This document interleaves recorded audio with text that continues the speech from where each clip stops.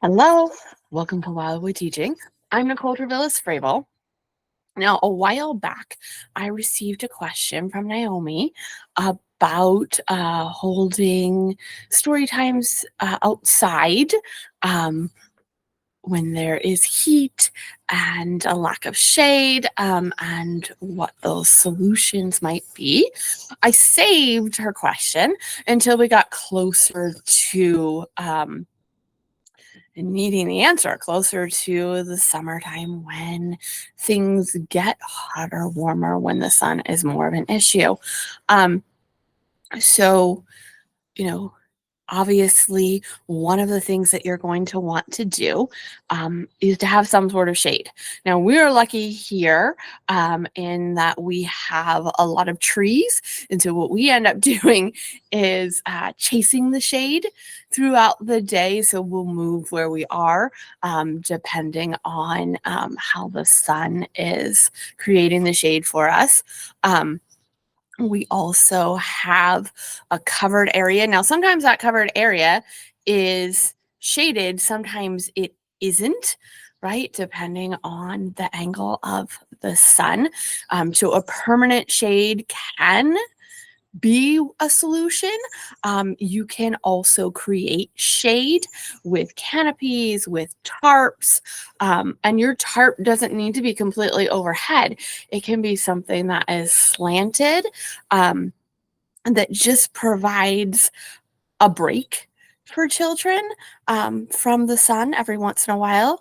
If all else fails, those large golf umbrellas that children can, just nestle under. And again, they're movable. So when the sun is changing places in the sky, you can change where your shade is. Now, I do recommend having a plan for dealing with the heat and having it written down, making sure the parents know what your plan is. So, for example, in the summer, our plan here at Wildwood Nature School says that once the temperature goes over 90 degrees, we institute something called sit and sip, which means about every 20 minutes, we'll gather the children together. Ask them to sip from their water bottle while we do something seated. So while I read a story to the children, we might play I Spy or some other seated game, so that we encourage them to have a lot of water. Once that temperature goes over 100 degrees, then we do have an inside area. It's not air conditioned, but it's a basement. It's cool. We have an inside area we can go to. Your plan may be something different depending on what you have access to, but also because heat is relative. It may be that some folks in Texas or Florida are listening to me right now and saying 90 degrees. If we instituted some change every time it was 90 degrees, we'd be doing that every day. Or it may be that some folks in Maine or Minnesota are listening to me and saying that our heat tolerance is much lower. And so we have to lower that threshold and start our sit and sips at, say, 80 degrees.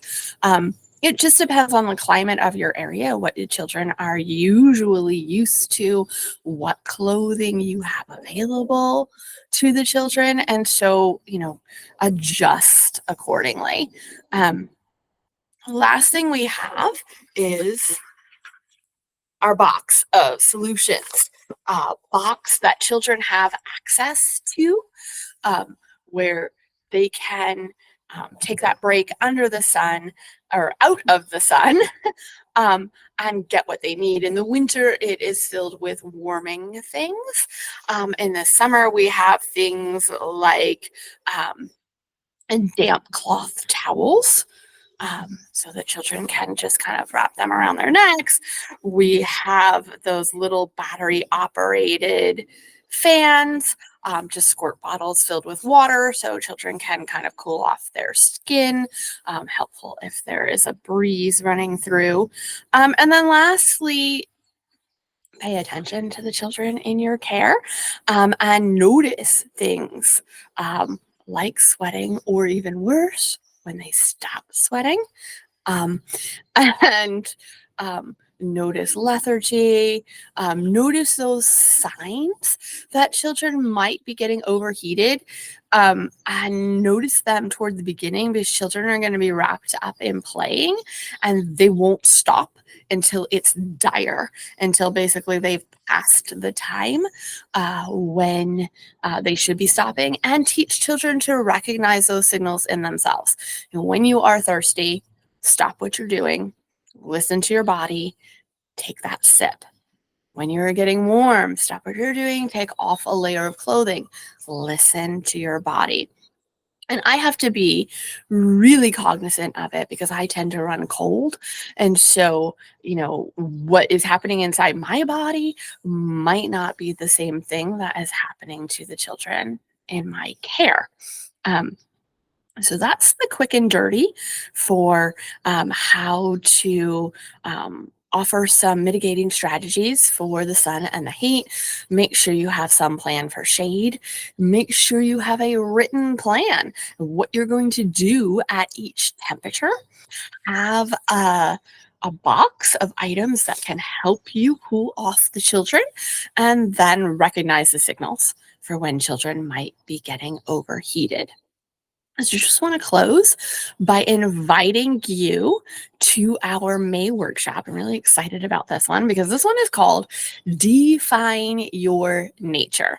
And so I get a lot of questions of things like, we want to turn our outdoor paved courtyard into an outdoor classroom. How do we bring nature into it?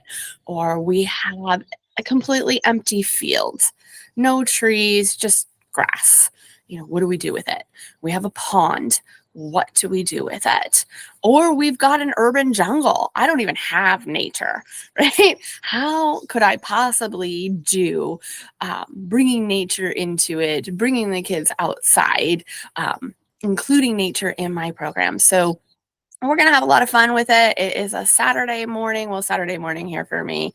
Might be afternoon where you are, but it is a Saturday. We're going to have fun with it. We're going to work together to talk about possibilities in different spaces, to talk about how to find nature when you don't think you have any, maybe how to invite nature into your space. We're going to play a little bingo game for prizes to help us define our nature.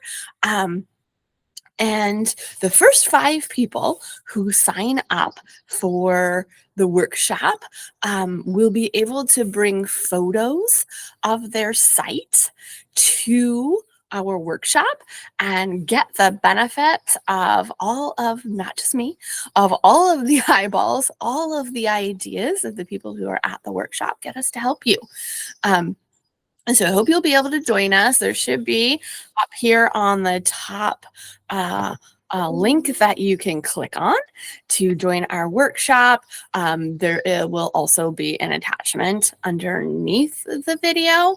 Lots of options. Make sure you join us for the workshop, and then make sure you join us right here.